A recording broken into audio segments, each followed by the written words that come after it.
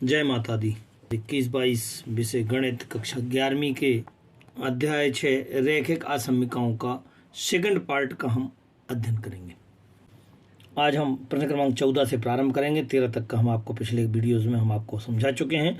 यहाँ कक्षा 11वीं के प्रथम एवं द्वितीय सत्र में परीक्षा में एक छात्र ने 62 और 48 अंक प्राप्त किए हैं। वह न्यूनतम अंक ज्ञात कीजिए जिसे कि वार्षिक परीक्षा में पा करके वह 60 अंक औसत प्राप्त कर सके। ऐसी स्थिति में माना कि न्यूनतम अंक कितना है, x है, तो औसत निकालना है तो तीनों को जोड़ना पड़ेगा। पहले हमारे पास कितना था, 62 अंक थे, 48 थे और अब x हो गया है, तो इन तीनों को जोड़ देंगे। औसत निकालने के लिए 3 का भाग देंगे, 62 48 x/3 और हमें कितना चाहिए, 60। न्यूनतम अंक 60 चाहिए, 60 से अधिक होंगे चलेगा। औसत जो निकलना चाहिए वह कम से कम 60 हो, तो 60 से अधिक चलेगा यहाँ पे। अब इसको आप हल करते हैं, इन दोनों को जोड़ लेंगे, कितना आ जाएगा 110 प्लस का x और ग्रेटर इक्वल टू इन दोनों का गुणा कर दिया 180 के, ये उधर जाएगा x greater equal to 180 minus 110 घटा देंगे x ग्रेटर इक्वल टू 70, मतलब वह 70 से अधिक अंक लाए, अतः वह न्यूनतम अंक 70 प्राप्त करेगा, तो उसका औसत जो है ना 60 से अधिक हो जाएगा। प्रश्न क्रमांक 15 में रवि ने पहली 2 परीक्षाओं में 70 और 75 अंक प्राप्त किए हैं। वह न्यूनतम अंक प्राप्त किए जो तीसरी परीक्षा में प्राप्त करके वह 60 अंक का न्यूनतम औसत प्राप्त कर सके। चूंकि 2 परीक्षाओं में 70 और 75 प्राप्त कर चुका है, अब तीसरी जो परीक्षा होने वाली माना कि उसमें कितने प्राप्त कर ले, वह x प्राप्त कर लेगा, तो इन तीनों को जोड़ करके 3 का भाग देना, अर्थात औसत जो होगा वह औसत कितना होना चाहिए, 60 अंक का न्यूनतम औसत, अर्थात कम से कम 60 अंक प्राप्त हो, अर्थात यहाँ पर ग्रेटर देन का निशान। हम फिर से वापस इन दोनों को सॉल्व करेंगे पिछले प्रश्न जैसा। 7 7 14 अर्थात 145 प्लस का x is greater equal to, इन दोनों का यहाँ पे गुणा 180 के x is greater equal to, इसको वहाँ ले जाएंगे 180 माइनस का 145 के घटा देंगे, कितना आ जाएगा, शायद मुझे लगता है 35 ही आएगा, अतः उसे न्यूनतम अंक 35 प्राप्त करने होंगे। अतः छात्र को 35 अंक न्यूनतम प्राप्त करने होंगे। प्रश्न क्रमांक 16 में पाठ्यक्रम में ग्रेड ए प्राप्त करने के लिए सभी 5 परीक्षाओं में से 90 से अधिक अंक प्राप्त करना है। सुनीता ने प्रथम 4 परीक्षाओं में 87, 92, 94 और 95 अंक प्राप्त किए हैं। 5वीं परीक्षा में वह कितने अंक प्राप्त करे कि उसका औसत जो है ना कितना आ जाए, 90 या 90 से अधिक आ जाए। मान लिया कि उसने जो है ना x अंक प्राप्त किए, तो 5 का हम औसत निकाल लेते हैं। 4 को जिनको जोड़ दिया है, कितना था, 87, 92, 94, 95 प्लस का x/5, इसका गुणा ऐसे कर लिया 450, इन सबको जोड़ लिया, कितना आ गया 368 और प्लस का x, ये 368 उधर चला जाएगा, 368 जैसे उधर जाएगा इसमें से इसको घटा देंगे, घटाने में कितना आ जाएगा 82। अतः हम कह पाएंगे कि सुनीता को कितने 82 अंक न्यूनतम प्राप्त करने चाहिए। प्रश्न क्रमांक 17, क्रमागत 2 विषम संख्याओं का ऐसे योग में ज्ञात कीजिए। क्रमागत है और विषम है, ध्यान देते जाना जरा, क्रमागत है और विषम है, तो माना कि 2 क्रमागत संख्याएं विषम वाली कौन कौन सी हैं, x और x+2 है। ये दोनों संख्या कैसी है, विषम है, विषम है, और ये लिखा हुआ है कि दोनों संख्याएं 10 से बड़ी होना चाहिए। अब उनका योगफल 40 से कम हो, 40 से ज़्यादा नहीं होना चाहिए योगफल, तो हमें ऐसी स्थिति में दोनों संख्याओं को जो हमने मानी है इनका योगफल 40 से कम, ये 40 से कम, लेस देन 40। अब इसको x और x को जोड़ देंगे, 2x धन का 2, ये 2 उधर जाएगा, 38 हो जाएगा, अर्थात 2 का और भाग दे देंगे, तो आपके पास कितना हो जाएगा, 19 हो जाएगा। अब संख्याएं कैसी होनी चाहिए, 10 से बड़ी और 19 से छोटी, 10 से बड़ी और 19 से छोटी कैसी है, क्रमागत विषम संख्या, विषम संख्या जोड़ो आप। 10 से बड़ी कौन सी होती है, 11, 11 तो अगली कौन सी होगी, 11 13, अगर हम 13 लेते हैं तो 13 15, 15 17, 17 19, और अगर हम और आगे लेते हैं तो 19 21, जो कि 19 से बड़ी हो जाएगी। 19 से बड़ी नहीं होना चाहिए पहली संख्या, अतः हम कह पाएंगे कि इनका योगफल जो है ना आपका 40 से कम होगा। यदि मैं प्रश्न क्रमांक 18 में 1 बिलियन का जो तापमान है वो 68 डिग्री और 77 डिग्री के मध्य रखना चाहिए। ऐसी स्थिति में उसका परिसर ज्ञात करना है, जबकि उसका डिग्री फ़ारेनहाइट का परिवर्तन सूत्र कितना, F बराबर 9/5C प्लस का 32 है। अब लोग किसकी रेंज निकालना, सी की निकालना है, एफ की तो दी हुई है, तो सी की रेंज निकालना है, तो कितना हो जाएगा यहाँ पे हो जाएगा, आप यहाँ पे एफ का मान रख देंगे। एफ का मान कितना था, 68 और 70 के बीच में, 68 और 70 के बीच में है। यहाँ पे एफ का मान जो भी था 9/5 प्लस का सी 32 है, इसको रख देंगे। अब आप यहाँ पे क्या करेंगे, जो कि प्लस का 32 है माइनस का 32 पूरे में करने पर, अर्थात 32 घटाने पर, 68 माइनस का 32 लेस देन 9/5 सी और इधर आपके पास 77 माइनस का 32। हमने इसमें 32 घटा दिया तो यहाँ पे ये खत्म हो गया है। अब इसमें से जैसे हम 32 घटाएंगे तो आप देखेंगे कि यहाँ पे कितना आ गया है, 36 आ गया है। Is less or equal to 9/5 c is less or equal to, इसमें से घटाएंगे तो आपके पास 5 और ये 4 45 आ चुका है। अब आप क्या करना है, 9/5 को हटाना है तो 5 का गुणा पूरे में करने पर, अर्थात 5/9 का गुणा करने पर, क्या करने पर, गुणा करने पर, गुणा कर दो। सो 36 गुणे 9, 5/9 less or equal to 9/5 into 5/9 इन, फिर 45 गुणे 5/9। अब आप इनको थोड़ा सा सॉल्व कर लो। 9 से कैंसिल किया, 9 चौको 36 के कितना आ जाएगा, अगर आप ध्यान देते हैं 9 चौको 4 पंचे 20 लेस आर इक्वल टू ये और ये कैंसिल हो गया, यहाँ पे सी आ गया है। यहाँ पे करते हैं 9 पे 9 45 पचम 25, तो अपने पास सी का जो आंसर आया वो कितना आ गया है, 20 और 25 डिग्री के आंसर होगा।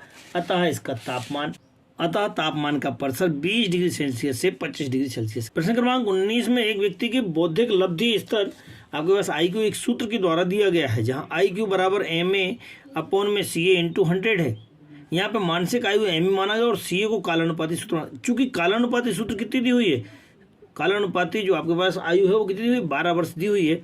अगर हम यहाँ पे इसको हल करने का प्रयास करते तो एक सवाल दिया तो रेंज दी हुई थी IQ की कितनी थी, 80 से 140 की थी।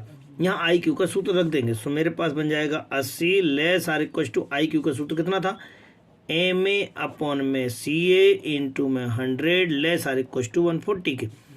लेकिन कहीं ना कहीं यहाँ पे जो CA थी वो CA आपके पास कालानुपाती थी जो 12 दिया हुआ था, अर्थात CA बराबर कितना है, 12, ये आपको दिया गया है। अगर दिया गया तो जगह जगह आप 12 रख देंगे। सो कितना बन जाएगा, 80 MA/12 गुणे का 100 लेस आर इक्वल टू 140 के। यहाँ लेस आर इक्वल टू चल रहा है तो इक्वल टू बनाते रहेंगे। अब आप यहाँ पे 12/100 है तो 12/100 का उल्टा 12/100 का गुणा कर देंगे। सो 12/100 का गुणा करने पर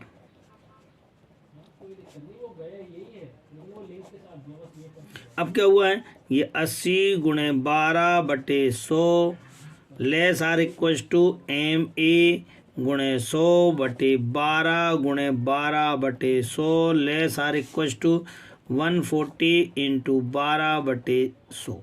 ये मैंने तीनों में गुणा कर दिया 12/100 का।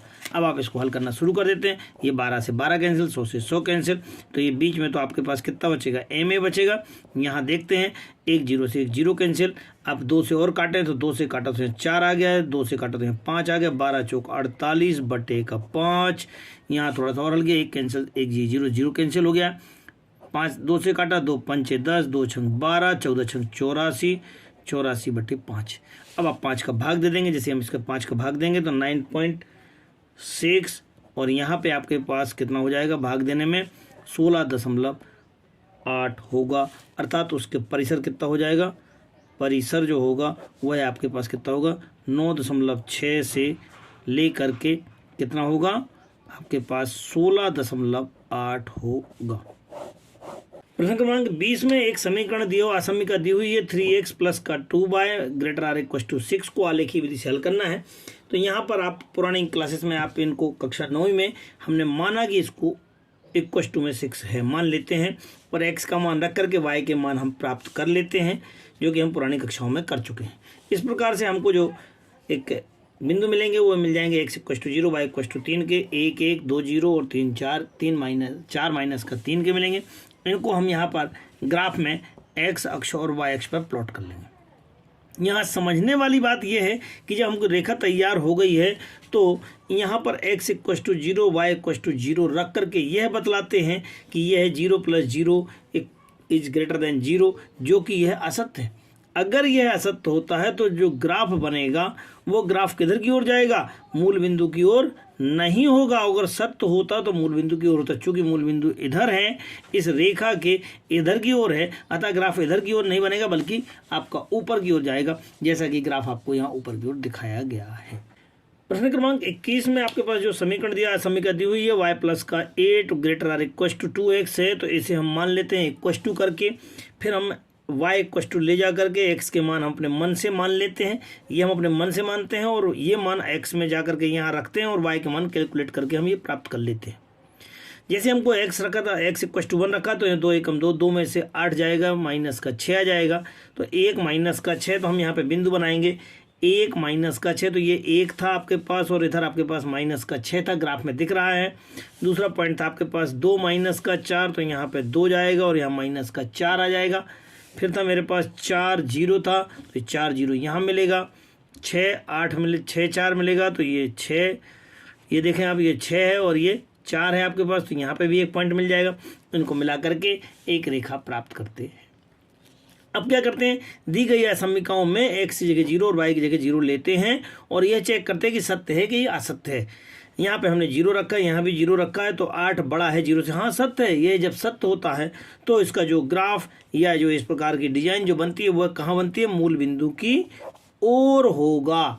पिछले क्वेश्चन में आपने देखा था यहाँ पे असत्य था, तो मूल बिंदु से दूर की ओर। चूंकि मूल बिंदु इस रेखा से यहाँ की ओर है, अतः आपकी ये जो डिजाइन है आपकी इधर की ओर बनेगी और इस प्रकार से हम इसका आलेख बना सकते हैं। प्रश्न क्रमांक 22 में आपके पास यहाँ जो समीकरण दिया था, x प्लस का y greater or equal to 5 था, x माइनस का y is less or equal to 3 था। इन दोनों समीकरणों की सहायता से हम इनको समीकरणों को x और y के मान अपने मन से प्राप्त करते हुए, x का मान हम अपने मन से रखते हैं जैसा कि पिछले क्वेश्चन में हमने सिखा दिया है, और y का मान हम ग्राफ ज्ञात करते हैं। इस प्रकार से हमको 2 लाइनें प्राप्त हो जाती हैं, एक लाइन ये वाली है और एक लाइन ये वाली है। अब दोनों लाइनों में समझने वाली बात जो थी उसको ध्यान से समझना है। सो मेरे पास जो पहली थी x प्लस का y is greater or equal to 5 थी। यदि मैं यहाँ 0 + 0 और इक्वल टू 5 रखूँ तो 0 बड़ा है क्या 5 से, नहीं है। यह कैसा हो जाएगा, असत्य हो जाएगा। जब यह असत्य होगा तो इस वाली लाइन का ग्राफ, लाइन देखते जाना जरा, इस लाइन का ग्राफ आपका इधर की ओर होगा। किधर की ओर होगा, इधर की ओर ग्राफ होगा। ये दिख रहा है आपको यहाँ पर। अब दूसरे वाले समीकरण की बात करते हैं, तो दूसरा वाला समीकरण था x माइनस का y less or equal to 3 के। यहाँ भी हम 0 0 0 डालेंगे तो 0 माइनस का 0 लेस आर इक्वल टू 3 के, 0 लेस आर इक्वल टू 3 के। ये कैसा हो जाएगा, सत्य होगा। अगर यह सत्य है तो ग्राफ मूल बिंदु कहाँ है, इस लाइन से, इस लाइन से मूल बिंदु कहाँ है, यहाँ है। अतः ये ग्राफ कहाँ की ओर जाएगा, इधर की ओर जाएगा। तो जब ये वाला ग्राफ इधर की ओर जा रहा है और ये वाला ग्राफ इधर की ओर जा रहा है, तो दोनों में डार्क वाला हिस्सा जो होगा वह आपका ये वाला ग्राफ आपका तैयार हो जाएगा। और इस प्रकार से आपको केवल यहाँ पर डार्क हिस्सा बनाना है, ग्राफ बनाना है, और ये आपका आंसर तैयार हो। प्रश्न क्रमांक 23 जो अंतिम प्रश्न है, इसको भी आलेखी विधि की सहायता से हल करना है। तो ध्यान देना है कि आपके पास 3 समीकरण यहाँ पे हैं। पिछले में 2 समीकरण थे, इसके पहले वाले में 1 1 समीकरण था। यहाँ 3 समीकरण है। 5x धन का 4y छोटा है 40 से, x बड़ा है 2 से और 3y छोटा है 3 से। इनको हम ग्राफ की सहायता से व्यक्त करने का प्रयास करते हैं। तो ये जो आपके पास पहला था x ग्रेटर इक्वल टू 2 के, तो ये आपके पास x ग्रेटर देन 2 अर्थात इधर की ओर जाएगा। आपके पास था y लेस देन 3 है, तो y लेस देन 3 कौन सी कहलाएगी, ये आपके पास y ग्रेटर देन 3, तो y ग्रेटर देन 3 ये इधर ऊपर की ओर जाएगी। ये दोनों ग्राफ यहाँ मिल चुके हैं। और तीसरी जो रेखा थी आपके पास, वह तीसरा ग्राफ आपके पास था, कौन सा था, 5x प्लस का 4y is less or equal to 40 था। इसे भी हम एक ग्राफ की सहायता से, लाइन की सहायता से व्यक्त करने का प्रयास करेंगे। चूंकि यह कथन सत्य है, तब इसका ग्राफ कहाँ की ओर जाएगा, मूल बिंदु की ओर जाएगा। अर्थात यह वाला हिस्सा आपका तीनों में कवर हो जाएगा। इस प्रकार से हम इसे ग्राफ की सहायता से हम इसे व्यक्त कर सकते हैं। प्यारे बच्चों, यह है आज हमारे कक्षा 11वीं प्रश्न बैंक का अंतिम वीडियो था। आपको सभी वीडियोस के हम सभी अध्यायों के सभी वीडियोस दे चुके हैं। अभी भी जिनको यदि कोई प्रॉब्लम आ रही है तो प्लेलिस्ट कक्षा 11वीं में सभी वीडियोस, पूरे 27 वीडियोस आपको फिर देखने के लिए मिल जाएंगे। आप जो है ना, इनको आप वहाँ देखें, समझें, और यदि कोई प्रॉब्लम है तो आप कमेंट्स बॉक्स में ज़रूर बताएं।